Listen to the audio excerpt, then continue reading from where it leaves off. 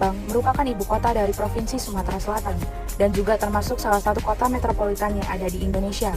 Palembang merupakan salah satu kota terbesar kedua di Pulau Sumatera setelah kota Medan. Jika Jakarta identik dengan Tugu Monas, maka Palembang identik dengan Ampera sebagai ikon kota yang terkenal dengan kuliner empek-empeknya. AMDAL merupakan singkatan dari analisis mengenai dampak lingkungan hidup. Dalam peraturan pemerintah nomor 22 tahun 2021 menjelaskan bahwa AMDAL merupakan kajian mengenai dampak penting pada lingkungan hidup dari suatu usaha atau kegiatan yang direncanakan untuk digunakan sebagai prasyarat pengambilan keputusan tentang penyelenggaraan usaha atau kegiatan serta termuat dalam perizinan berusaha atau juga persetujuan dari pemerintah pusat atau pemerintah daerah. Maka dari itu, suatu usaha atau kegiatan diperlukan AMDAL untuk melihat apakah kegiatan tersebut sudah layak atau tidak pada lingkungan. Kali ini kami akan membahas lebih lanjut mengenai sektor pekerjaan umum, khususnya pada pembangunan jalan. Yuk ikutin kami!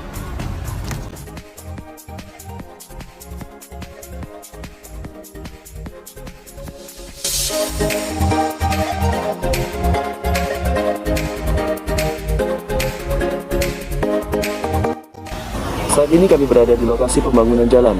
Dapat kita lihat bahwa akibat dari pembangunan jalan ini mengalami kerusakan seperti jalan menjadi licin akibat adanya kegiatan pekerjaan kerukan lapisan aspal yang lama yang bercampur dengan tanah hingga membuat air tergenang, dan hal ini juga dapat membahayakan pengguna jalan. Selain itu juga, dampak lainnya yang dirasakan adalah terjadinya kemacetan lalu lintas yang tentunya membuat para pengguna jalan tidak nyaman. Dampak berikutnya, banyak pengguna jalan yang menggunakan median jalan sebagai penyeberangan sehingga dapat membahayakan. Di sini kami bersama teman-teman sedang ada tugas menganalisa dampak lingkungan, Pak. Di sini kami mahasiswa dari Politeknik Negeri Sriwijaya ingin mewawancarai Bapak sebagai narasumber kami, Pak. Apakah Bapak bersedia menjadi narasumber kami, Pak? Ya. Mohon maaf, Pak, untuk namanya, Pak. Bapak siapa, Pak? Nama kita Rahmat Priyadi. Oke, Bapak Rahmat. Di sini saya akan menanyakan, Bapak kan sebagai pengguna jalan. Ya. Apakah Bapak sebelumnya telah mengetahui bahwa di daerah ini akan dilakukan pembangunan jalan, Pak? Belum, Pak. Mungkin kita masyarakat biasa enggak terlalu dikasih informasi gitu. Ya, Pak, kitanya yang kurang informasi gitu, Pak. Baik, Pak. Dari pembangunan jalan ini, Pak, dampak apa saja yang Bapak rasakan saat ini, Pak? Yang jelas ya macet lah, kemacetan ya. Tapi namanya untuk pembangunan daerah ya kita masyarakat ya harus bersedia menanggungnya, Pak. Oke, Pak. Demi untuk kemajuan kan. Baik, Pak. Untuk pertanyaan selanjutnya, Pak, seperti yang kita ketahui, jalan ini dibangun dengan menggunakan perkerasan rigid atau beton, Pak. Bagaimana tanggapan Bapak terkait pembangunan jalan ini yang dibuat dengan sistem perkerasan beton ini, Pak? Apakah lebih efisien atau belum, Pak? Ya, kalau melihat dari sekarang ya mungkin lebih efisien, masalahnya lebih cepat dibandingkan dari yang sebelum-sebelumnya kan. Oke, baik, Pak. Pertanyaan terakhir, Pak, ya. Bagaimana harapan Bapak ke depannya dari adanya pembangunan proyek ini, Pak?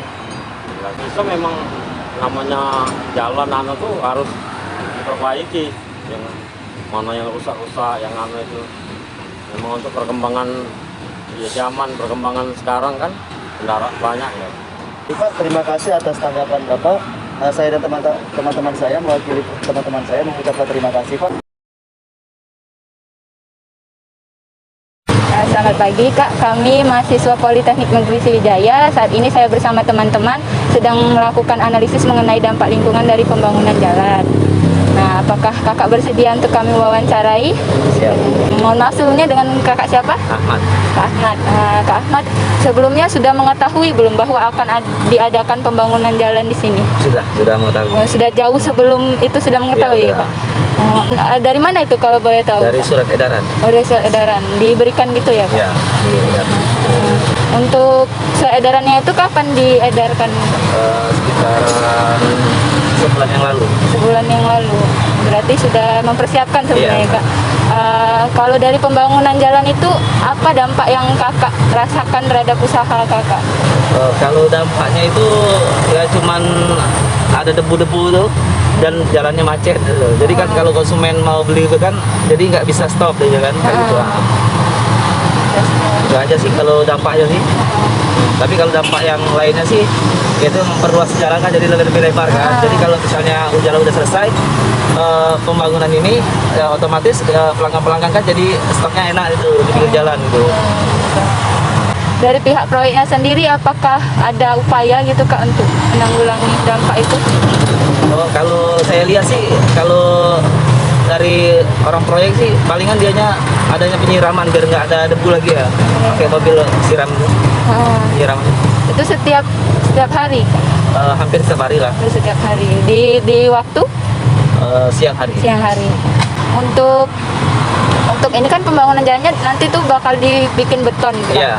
Menurut kakak selaku kak usaha di sini tuh bagaimana Kak terkait jalan dengan beton itu? Ya kalau saya sih ikutin aja gimana pemerintah mau dibuatnya kan. Yang penting ya jalanan lancar lah, nggak macet lagi ya kan. Untuk kedepannya apakah ada harapan itu?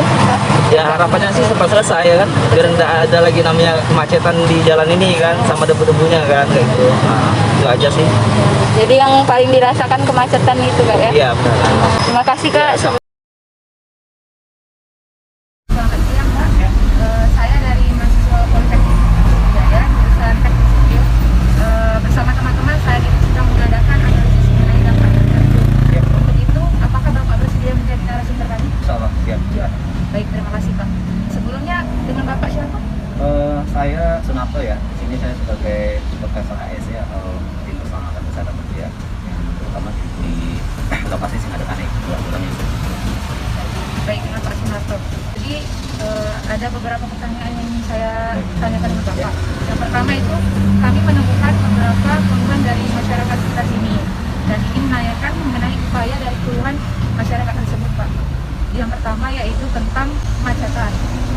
Bagaimana mengatasi masalah kemacetan akibat pembangunan dari proyek pembangunan jalan ini, Pak? Selain itu, bagaimana pihak proyek untuk mengatasi masalah tentang kerusakan jalan itu, Pak? Jadi gini Mbak ya, pada saat kita melakukan konstruksi ini pasti ada dampak yang sampai yang sebutkan tadi, terutama kemacetan. Dan itu akibat kemacetan itu akan menjadi dalam artian kontranya masyarakat ya, dan itu sebagian dari komplain kita, yang mana setiap ada komplain dari beberapa sebagian terutama masyarakat, penanganan kita adalah pertama sebelum kita melaksanakan konstruksi atau pembangunan tersebut, kita merencanakan yang namanya traffic management ya. Traffic management itu kita lakukan beberapa metode, terutama kita lakukan prinsip kontraflow.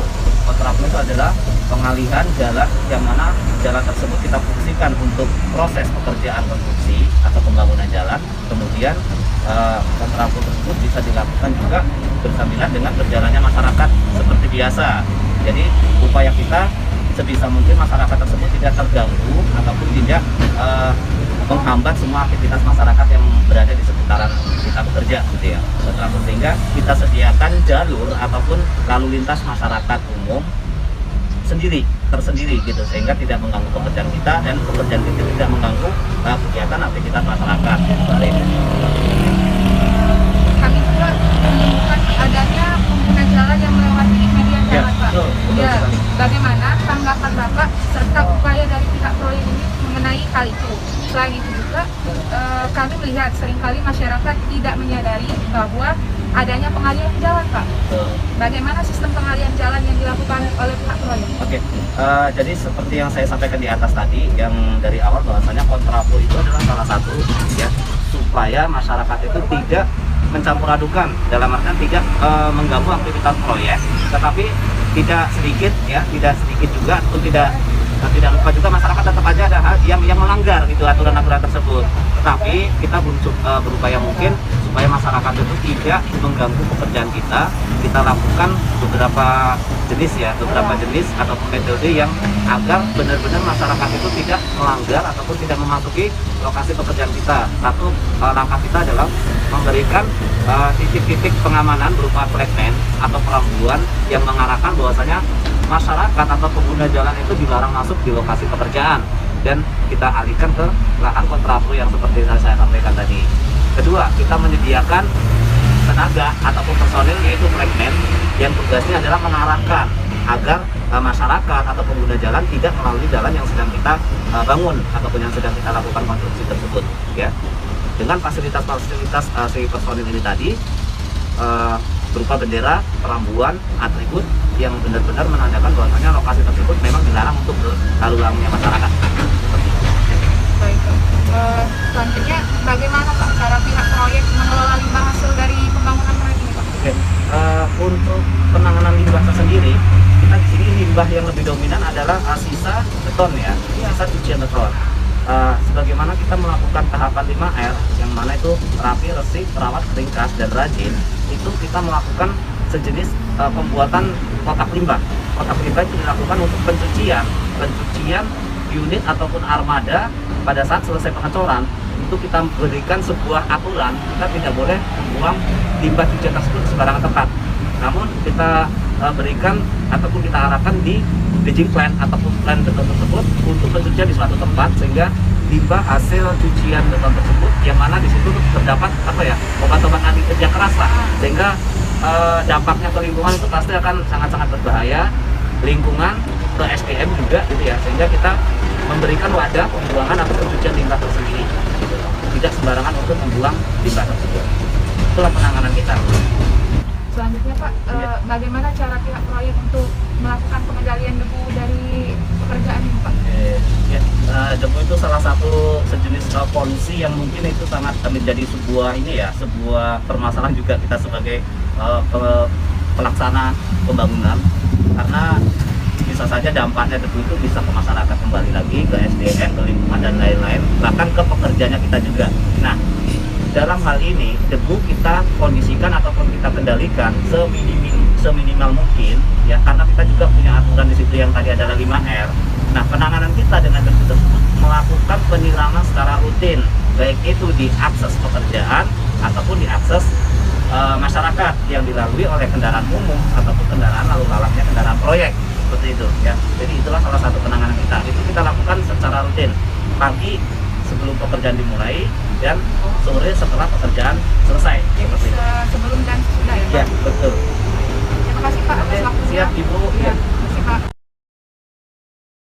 Proyek pembangunan jalan nasional yang dilakukan sepanjang Terminal Karyajaya, Terminal Kilometer 12 hingga Flyover Simpang Bandara memberikan dampak nyata bagi lingkungan di sekitarnya. Yang pertama ialah kemacetan lalu lintas yang menyebabkan mobilisasi pengguna jalan jadi terhambat dan menyebabkan pelanggaran, baik itu dengan menaiki median jalan untuk mendahului dan memutar. Yang kedua ialah terjadinya kerusakan jalan yang tentu saja berakibat pada timbulnya kecelakaan bagi pengguna jalan itu sendiri. 3. Adanya debu serta limbah yang berasal dari kegiatan pekerjaan jalan. 4. Rusaknya komponen lingkungan seperti tumbuh-tumbuhan akibat dari kegiatan pekerjaan jalan. Beberapa upaya yang dilakukan untuk menanggulangi dampak yang terjadi adalah sebagai berikut. 1. Perencanaan traffic management untuk meminimalisir terjadinya kemacetan. Traffic management bisa dilakukan dengan beberapa metode. Namun pada proyek ini metode yang dilakukan adalah dengan kontraflow. Kontraflow yaitu kendaraan dialihkan pada jalan yang sedang tidak dibangun, dan juga disiapkan flagman yang akan mengarahkan pengguna jalan untuk beralih jalur. Selain itu, dalam radius 500 meter juga tidak dibangun rambu yang menunjukkan bahwa akan ada pengalihan jalur di depan. Berikutnya, yang kedua itu adanya upaya yang dilakukan untuk mengatasi dampak kerusakan jalan akibat dilakukannya pengerukan lapisan aspal lama adalah dengan mengefektivitaskan kerja secara maksimal sehingga bagian yang jalan yang rusak segera bisa dibangun. Upaya lainnya juga bisa dilakukan adalah dengan sistem kontraflow, di mana kendaraan dipindahkan ke jalur yang aman untuk dilalui. Yang ketiga yaitu upaya yang dilakukan untuk penanganan debu adalah dengan melakukan penyiraman secara rutin di atas pekerjaan jalan yang dilalui oleh kendaraan umum ataupun kendaraan proyek, baik sebelum pekerjaan dimulai dan setelah pekerjaan selesai. Untuk penanganan limbah sendiri, seperti sisaan cucian beton dilakukan tahapan 5R, yaitu rapi, resik, rawat, ringkas, dan rajin. Dilakukan sejenis pembuatan kotak limbah dan untuk pencucian unit ataupun armada pada saat selesai pengecoran. Diberikan sebuah aturan tidak boleh membuang limbah cucian tersebut di sembarangan tempat. Dan yang terakhir, yaitu upaya yang dilakukan untuk mengatasi dampak rusaknya komponen lingkungan seperti tumbuh-tumbuhan akibat dari kegiatan pekerjaan jalan adalah dengan melakukan penanaman kembali tumbuhan, karena tumbuhan merupakan aspek penting lingkungan serta dapat memperindah lingkungan sekitar jalan. Sekian video dari kami, semoga memberikan pengetahuan tentang analisis mengenai dampak lingkungan, khususnya pada sektor pekerjaan umum tentang pembangunan jalan. Jangan lupa like, Subscribe, and comment. Terima kasih.